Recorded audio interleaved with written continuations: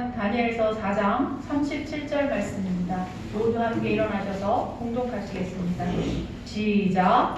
그러므로 지금 나 느부갓네살은 하늘의 왕을 찬양하며 칭송하며 경배하노니 그의 일 다 진실하고 그의 행하심이 의로우심으로 교만하게 행하는 자를 그가 능히 낮추심이라. 아멘. 모두 앉아주십시오.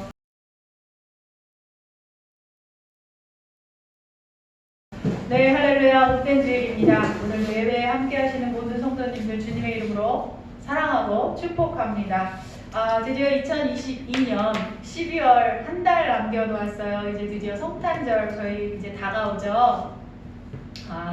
성탄절은 예수님께서 이 땅에 오신 날을 기념하고 또 기다리는 기독교인들의 최고의 축제 같은 날이죠. 기독교 교회는 이렇게 예수님의 탄생하신 날을 정하고 그날을 기념합니다. 사실 성경에 예수님의 탄생 날짜가 정확하게 언제다라고 기록하여 있지 않아요. 저희가 주일 부활절을 지키듯이 성탄절 저희들이 이렇게 기독교인들이 그때 즈음으로 정하고 기념합니다. 그래서 12월 한 달간 이 예수님께서 태어나시는 것, 이 땅에 오시는 것을 이렇게 기다리면서 그 절기를 만들어서 지켜요. 기독교인들은. 그것이 오늘이 그 첫 주로 성탄 주일까지 이제 네 번의 주일을 탄생하실 예수를 기다리면서 기억한다는 의미로 지켜집니다. 그 교회역으로 촛불을 여기에 이렇게 4개를 놓고 하나 이렇게 키면서 첫째 주는 소망, 그 다음엔 평화, 기쁨, 사랑의 의미로 초를 켜고 이렇게 제의를 올리기도 해요. 그래서 대림절, 한국말로 기다릴 대를 써서 대림절이라는 의미, 대강절, 강림절 여러 의미 말로 쓰는데 오늘이 그 첫째 주입니다. 첫 주일입니다. 아마 다른 많은 교회들은 이 대림절을 축하하는 그런 예배를 드리는 교회들도 많을 거예요. 22년 한 해 여러분들 어떤 한 해였는지 조용히 생각하면서 뒤돌아보는 12월이 되었으면 좋겠습니다. 여러 일이 있으셨겠지만 2022년 1월에 기도했던 것들, 소망했던 것들, 바라던 것들이 어떤 것들이 이루어져 가고 있는지 또는 내가 어떤 것을 기도했는지 한번 뒤돌아보시고 또 회개해야 할 것들, 반성해야 될 것들이 있다면 또 살피고 뒤돌아보는 요 한 달, 12월 한 달 되었으면 좋겠어요. 예수님 앞에 조용히 나아가 그렇게 무릎 꿇는 시간이 되기를 바랍니다. 요즘 뉴스를 제가 잘 안 보려고 해요. 사실은 좋은 뉴스가 없는 듯 하더라고요. 제가 개인적으로 안 보려고 노력하는데 어제였나요? 그제였나요? 축구 소식 난리가 났죠. 지금 온통 미디어에 뉴스, 포털 난리가 났습니다. 떠들썩한데 축구 보셨나요? 그날 밤 새벽에 안 보셨나요? 보신 분도 계시고 안 보신 분도 계실 거예요. 사실 저희는 못 봤어요. 생방송 중계로는 못 봤고 그 다음에 저희가 이제 그 소식들 이겼다라는 소식 들었습니다. 제가 축구를 막 스포츠를 좋아하는 사람은 아니긴 한데 많은 분들이 이 축구 소식에 글들을 막 썼는데 최근에 답답하고 경제, 사회, 정치 너무 어렵고 힘든 이야기들만 올라왔는데 이 축구 소식이 하나의 담비 같다. 정말 기쁜 소식이다. 기쁨으로 잠시 위로를 받았다. 이런 글들 많이 올라왔죠. 나라 아니나 나라 밖이나 소식들이 정말 답답하고 마음이 무거운 소식들, 뉴스들만 많은 것 같아요. 저는 요즘 느끼는 게.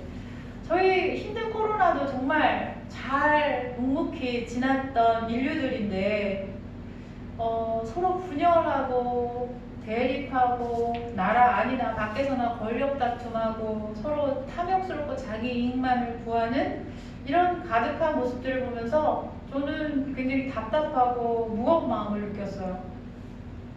권력에 대한 인간의 욕심과 탐욕은 얼마나 인간의 존재를 타락하게 하는지 우리는 역사를 통해서 알 수 있죠. 1933년 권력을 잡고 독일 바이마르 민주공화 체제를 무력화시키고 총통이 된 히틀러에게 당시에 그 독일이 어떤 나라예요? 종교개혁 나라잖아요. 그 무터가 있었던 나라. 개신교 목사들이 여러 가지 히틀러에게 경고를 합니다. 그러자 히틀러가 했던 말은 하나님은 하늘이나 잘 다스리라고 하시오. 나 히틀러는 이 땅을 책임지겠소. 라는 말을 했다는 유명한 일화가 있어요. 그런가 하면 러시아 카톨릭 교회의 수녀들을 대량 학살한 스탈린에게 교황청은 강경하게 비판을 합니다. 그러자 스탈린은 교황 그자가 탱크가 몇 안이 있길래 함부로 입을 놀리느냐? 라는 말을 했다는 일화도 전해집니다. 한국의 전모 목사, 전모 씨, 하나님 까불면 나한테 어째? 뭐 이런 말 했다는 건 역시 한국에서도 한국 교회 안에서 굉장히 유명한 일화죠. 오늘 다니엘서에 나오는 느부갓네살 왕은 당시 거대 제국 신바벨론을 통치하는 왕이었어요. 갈그미스 전투에서 애굽의 바로 왕을 치고 승리하면서 애굽으로부터 시작해서 수리아, 모압, 암몬 등 근동 그 전 지역을 정복하고 포로들을 잡아가서 거대하고 화려한 새 왕국을 짓고 또 큰 도로를 건설하고 대성벽과 화려한 성문들을 만들었어요. 이 당시에 느부갓네살 왕에 의해서 지어진 이시타르 성문이라는 것이 있는데 지금까지도 유적으로 남아있어요. 그 화려함이 대단하다고 합니다. 다시 그 재건했다고 하는데 지금 봐도 엄청나게 화려해요. 한번 나중에 찾아보십시오. 사진으로 많이 나와 있더라고요. 느부갓네살 왕은 적들의 침입을 막기 위해서 운하를 만들기도 했고 댐을 만들기도 했고 특히 바벨론의 그 자기의 신을 위해서 많은 신전을 세웠다고 해요. 이 처음에 느부갓네살 왕은 이스라엘을 침략해서 소국으로 만들었고요. 그래서 조공을 받았어요. 여호야김 왕이 그런데 애굽에 붙어가지고 친애굽 정책을 펴자 다시 이스라엘을 침공해서 왕족과 귀족들을 포로로 잡아가요. 이때 젊은 청년 다니엘과 여러 귀족들이 잡혀가게 돼요. 포로로 잡혀간 다니엘과 유대인들 이들의 현실은 도저히 하나님이 그들과 함께 있는 것 같지 않았습니다. 선택받은 민족 이스라엘이 어떻게 이렇게 한순간에 무너지고 이방 왕에게 짓밟히고 심지어 하나님 앞에 드려지던 제사드리던 성전의 금은 보화와 그 은그릇 그 성전기들이 그 보물들이 약탈당하고 그런 모습들을 보면서 정말 하나님은 살아계시는가? 라는 절망과 의심의 마음이 들었을 겁니다. 이 땅의 주관자이신 여호와 하나님께서 선택하신 민족 이스라엘의 이 처참한 포로기의 시간에 일어난 일들은 여전히 이들에게는 이해할 수 없는 일이었고요. 하나님에 대한 신뢰와 믿음이 흔들리는 일이었을 거예요. 하나님께서 다스려야 할 이 땅에 왜 인간왕을 세우시고 권력을 휘두르는 자리에 앉게 하셨는지 질문이 생깁니다. 왜 하나님께서는 이런 왕이라는 제왕이라는 자리를 허락하시고 권력을 위임하셨을까요? 이 땅에 살아가면서 강한 자들이 약한 자들을 희생시키고 자신이 더 많은 것을 가지게 되는 이 약육 강식이 생기게 될 때 이런 것들을 막고 압제받는 자, 힘없는 자들에게 자비를 베푸고 도움을 주며 이런 양육 강식의 질서를 막는 이런 일말의 장치 같은 의미로 하나님은 세상에 왕을 세우고 통치하게 하셨어요. 이게 하나님 나라의 법칙이죠. 느부갓네살 왕은 자신의 바벨론 제국이 위험해지는 것에 대한 두려움에 극도로 두려워했기 때문에 극단적인 국가 숭배 정책을 하게 돼요. 모든 백성들, 자신들이 그 바벨론 제국의 모든 포로들, 다양한 민족, 인종, 그 모든 사람들까지 철저하게 지배하고 복종시키기 위해서 거대한 금신상을 만들어 세우고 온 백성들이 그 앞에 경배하게 강제합니다. 사실 이 금신상 세워서 절하게 하는 이전에 이 느부갓네살 왕이 꿈을 꾸었다 하는 이야기가 나와요. 다니엘서를 보면 느부갓네살 왕은 이상한 꿈을 꾸게 되었어요. 이게 무슨 뜻인지 굉장히 번민하게 됩니다. 그래서 온 나라의 점치는 자, 박수무당 등을 불러서 이 꿈이 도대체 무엇이냐 해몽을 해라 했지만 아무도 알지 못했어요. 결국 갈대아 포로 청년 다니엘에게 그 꿈의 뜻을 풀어서 듣게 되고요. 이때 느부갓네살 왕은 하나님을 칭송합니다. 다니엘서 2장 37절 말씀입니다. 함께 읽겠습니다. 시작. 그러므로 지금 나 느부갓네살 하늘의 왕을 찬양하며 칭송하며 경배하더니 그의 일이 다 진실하고 그의 행하심이 의로우심으로 교만하게 행하는 자를 그가 능히 낮추십니다. 아멘. 느부갓네살은 순식간에 하나님께 받은 이 영적인 감동을 다 잊어버려요. 하나님께 받은 은혜를 오랫동안 기억하고 살아가는 것이야말로 어쩌면 굉장히 은혜 중에 은혜라는 것을 깨닫게 됩니다. 이 은혜가 없다면 우리 역시 이런 느부갓네살과 다를 바 없는 강팍한 자에 불과할 거예요. 아주 예전에 오래전에 오랜 기도 끝에 제가 어렵게 임신을 하고 아이를 낳았어요. 네, 오늘 전화 왔던 군대가 제 아들입니다.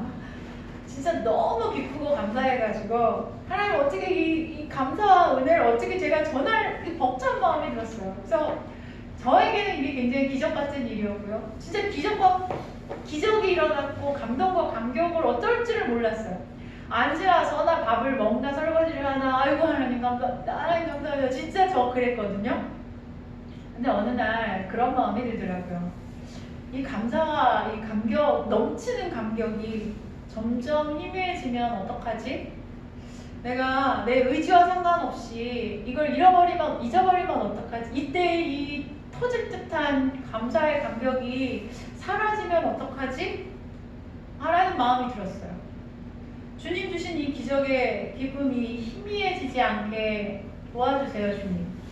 이 감사가 영원히 제 호흡이 멈추는 날까지 사라지지 않도록 도와주세요, 주님. 제 호흡이 멈추는 순간까지 이 감사를 잊지 않고 지금처럼 감사와 찬양을 주님께 드리는 그런 사람으로 살아가고 싶어요. 라는 기도를 한동안 저는 좀 많이 드렸던 적이 있어요. 저는 진심이었어요, 그때. 나의 이 망각하는 그 인간 존재가 믿을 수가 없더라고요. 오늘은 감사했으나 내일 점점 희미해지고 열흘 뒤, 1년 뒤, 몇 년 뒤에 이 감격이 사라질 것 같고 이 감동과 이 감사가 사라질 것 같아서 그때 그 기도 많이 드렸었습니다. 우리는 언제든지 감사를 잊을 수 있는 존재이고 은혜를 잊을 수 있는 연약한 존재일 거예요. 그래서 하나님 앞에 받은 감사를 잊지 않고 살아가는 것이 은혜이고 축복입니다. 여러분들도 이 은혜와 축복이 여러분들 삶에 늘 넘치시기를 축복합니다.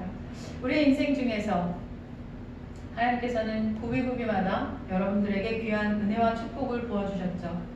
그것을 기억하고 감사로 살아가는 우리가 되길 축복합니다. 느부갓네살 왕은 다시 교만과 광기가 가득한 자로 돌아가 버렸어요. 분명히 아까 하나님을 찬송했으나 다시 교만과 광기로 돌아갑니다.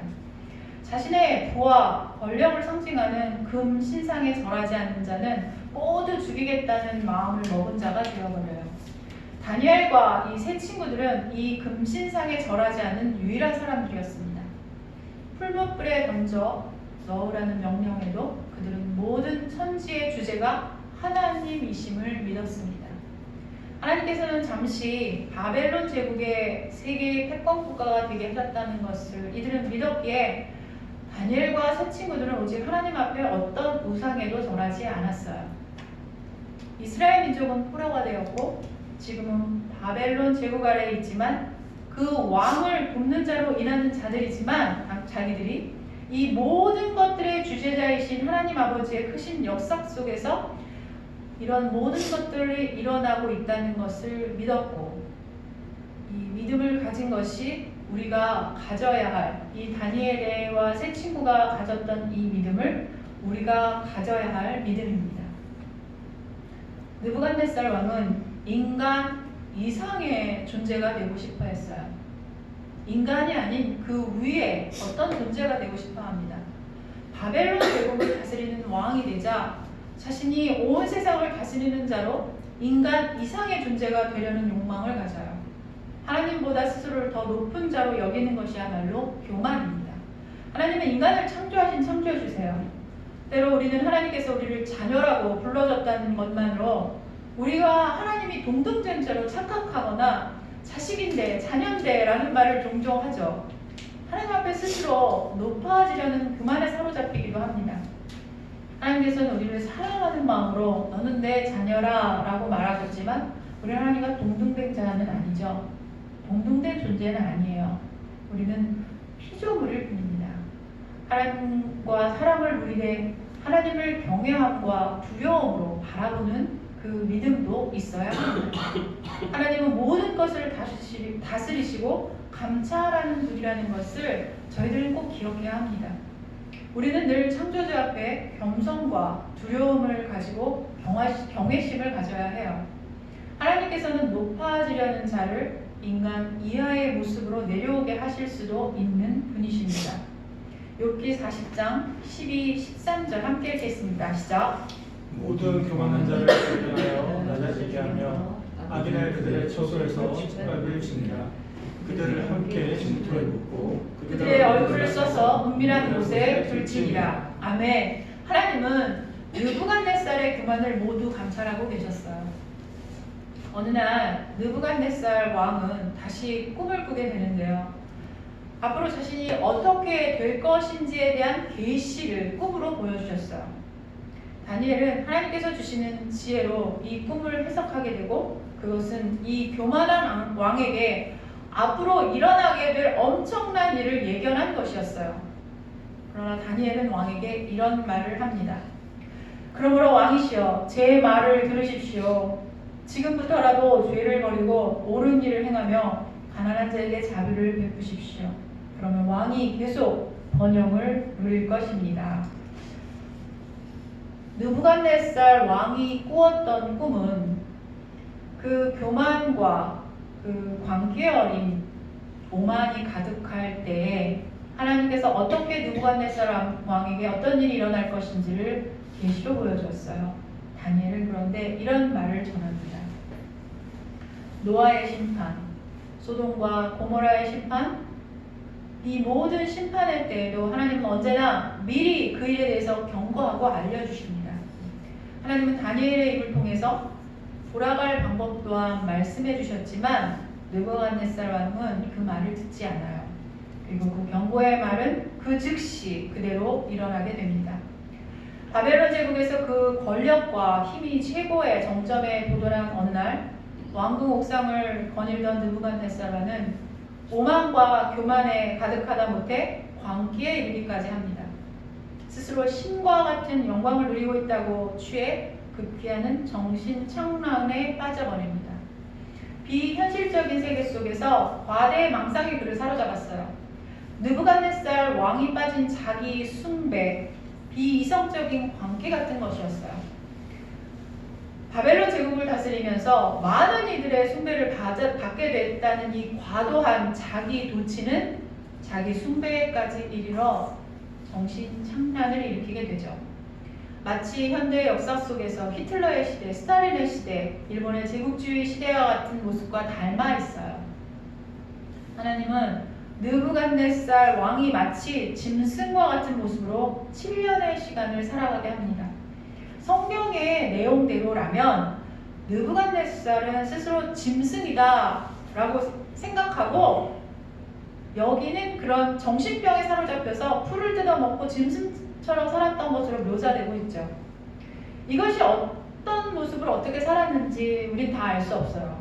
어떤 병인지도 정말 다 알 수 없죠. 뭐 자료를 찾아보니까 정말 이런 병이 있다고는 하더라고요. 정신착량으로 자기가 나는 여우야? 그럼 여우처럼 살아가는, 나는 너구리야? 그럼 너구리, 나는 곰이야? 곰처럼 살아가는 뭐 그런 병이 있다고는 하는데 우린 다 알 수 없어요.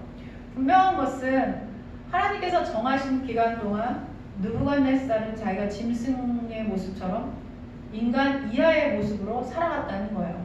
스스로 높아져 자기 도취에 빠져 신보다 우월하다고 여기며 스스로 영광에 취해 살던 왕은 인간보다도 못한 존재로 내려가 버렸습니다.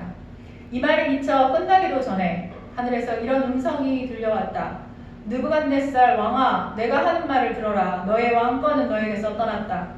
내가 인간 사회에서 쫓겨나 7년 동안 들짐승과 함께 살며 소처럼 풀을 먹을 것이다. 그러면 너는 가장 높으신 하나님이 인간 나라를 다스리시며 누구에게든지 그가 원하는 자에게 나라를 준다는 사실을 알게 될 것이다. 그 말이 나 느부갓네살 왕에게 즉시 이루어져 나는 인간 사회에서 쫓겨나 소처럼 풀을 먹으며 몸은 하늘에 이슬해졌고 머리털은 독수리처럼 되었으며 내 손톱은 새 발톱처럼 되었다. 성경은 이렇게 기록하죠. 마치 짐승과 같은 모습으로 살았다는 거야. 그리고 하나님의 정하신 그때가 참에 그때서야 느부갓네살 왕은 하나님을 바라보게 됩니다. 다니엘서 4장 34절 말씀 함께 읽겠습니다. 시작. 그 귀한 참에 나 느부갓네살이 하늘을 우러러보았더니 내 총명이 다시 내게로 돌아온지라. 이에 내가 지극히 높으신 이에게 감사하며 영생하시는 이를 찬양하고 경배하였나니 그 권세는 영원한 권세여 그 나라는 대대에 이르리로다. 하늘을 우러러보았다라는 표현은 느부갓네살 왕에게는 기도와 같은 것이었어요. 겸허하게 자신을 부인하고 신에 대한 경외의 마음이었습니다. 하나님을 바라볼 때, 하늘을 바라봤다는 게 하나님을 바라봤을 때 다시 그에게 총명이 돌아와 이성이 돌아와 인간의 마음, 인간과 같은 마음이 돌아오게 되었다라고 성경은 말하고 있죠. 하늘을 우러러보니 자신의 비참함을, 자신의 존재가 하나님 앞에 얼마나 작은 존재인지를 깨닫게 되고 알게 되었다는 거예요. 총명이라는 단어가 원어로는 만다라는 단어예요. 이것이 이성, 지혜, 지식이라는 뜻을 갖고 있어요. 돌아오다라는 단어는 투부라는 단어인데 회복되었다라는 뜻을 가지고 있습니다. 우리에게 주시는 은혜가 바로 이것이에요. 우리가 주님 앞에 나아가서 주님 얼굴을 바라볼 때, 우리가 하늘을 바라볼 때, 하나님께 얼굴을 구할 때, 우리가 얼마나 비참한 존재인지, 얼마나 큰 죄인인지를 깨닫게 됩니다. 하나님 앞에 작고 초라한 죄인인 존재를 깨닫게 되는 그 지식과 지혜를 우리에게 부어주세요. 그래서 우리는 이것이 다시 회복되었다라고 할 수 있는 거예요. 우리의 처지를 깨닫게 된 것이야말로 우리가 우리의 진정한 모습으로 회복되어 가는 것입니다. 하나님 앞에 우리는 피조물로서 하나님께서 창조주로서 그것을 깨달아가는 것이 우리의 회복이라는 거죠. 이제 느부갓네살 왕은 자신의 존재를 깨닫게 되었고 조물주이신 창조주 앞에 엎드려 영광을 드리게 됩니다.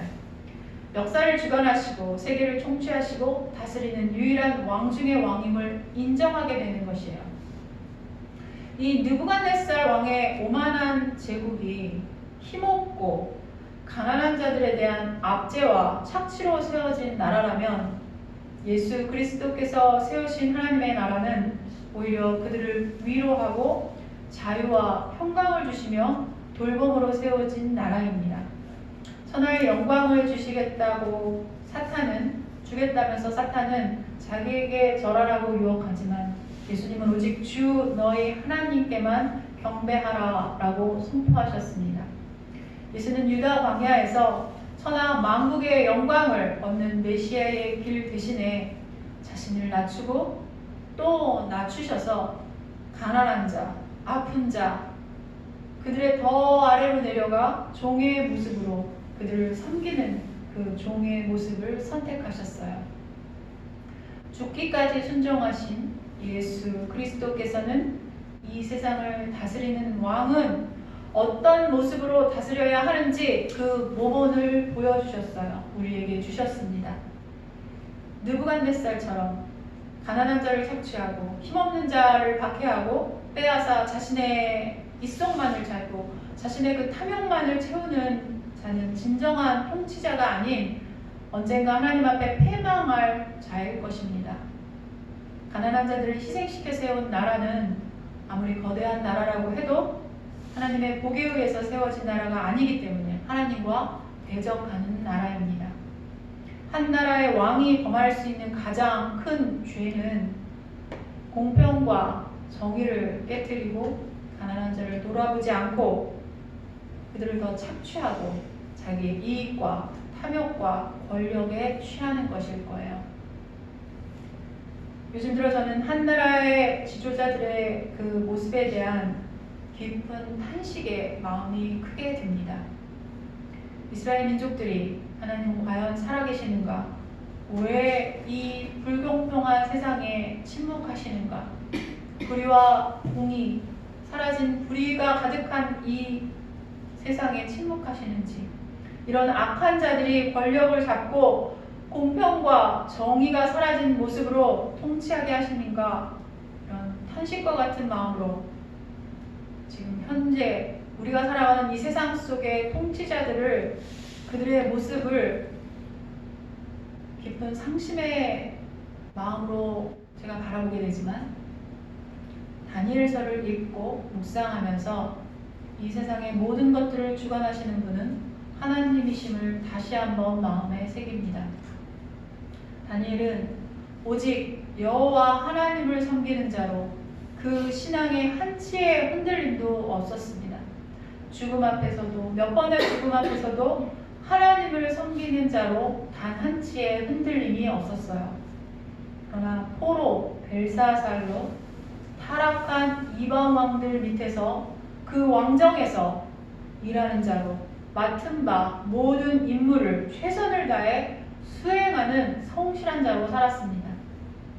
악한 세상 속에서, 탐욕스러운 세상의 가운데 또 불의한 지도자들을 보면서 어떻게 크리스찬으로 살아가야 할지 다니엘처럼 우리가 살아가야 하지 않을까라는 생각을 해보았습니다. 교만한 자를 낮추시고 끌어내리실 수도 있는 분은 하나님이시죠.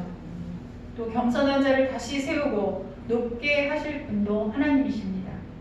이 세상에 만연한 불의와 부정과 탐욕과 이기심으로 가득한 권력자들을 바라볼 때 우리가 바라볼 것은, 또 우리가 믿어야 할 것은 모든 것들의 주관자이신 하나님, 모든 것들의 주관자 되시는 하나님을 우리가 깨달아가기를 축복합니다.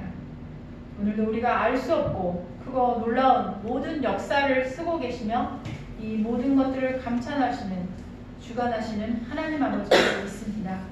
시편으로 오늘의 말씀을 마무리합니다. 시편 121편 1절부터 3절 함께 읽겠습니다. 시작. 내가 산을 향하여 눈을 들리라. 나의 도움이 어디서 올까? 나의 도움은 천지를 지으신 여호와에게서 오다. 여호와께서 너를 실족하지 아니하게 하시며 너를 지키시는 이가 졸지 아니하시리로다. 아멘. 기도하시겠습니다. 주님, 오늘 말씀을 받습니다. 언제나 모든 것들의 주관자 되시는 하나님 아버지를 믿습니다. 권력을 가진 자들의 악한 모습에 온 세상 불의와 탐욕으로 가득한 듯해서 참 마음이 무겁고 힘들었습니다. 하나님을 두려워하지 않는 그들을 바라보면서 아무것도 할 수 없는 무력감을 느끼며 정말 하나님은 살아계시는지 수없이 질문했습니다. 오늘 다시 한 번 더 온천지 만물의 주관자는 유일하신 하나님이심을 깨닫습니다. 교만한 자를 낮추실 수 있는 분이심을 믿습니다. 이 땅에 감찰된 모든 것들이 주님의 때가 참에 하나님 나라 안에 공의와 정의로움으로 다시 세워질 것을 믿습니다. 주님, 오늘 우리의 선한 믿음과 신앙을 더욱 견고케 하시고 다니엘과 같이 어떤 상황 속에서도 주님만을 바라보고 살아가게 하시옵소서. 선하시고 공의로우신 예수 그리스도의 이름으로 기도드립니다. 아멘. 하겠습니다. 우리 구주 예수 그리스도의 은혜와 하나님의 사랑과 성령의 교통하심이 성도들의 머리 위에 이제로부터 영원토록 함께할지어다.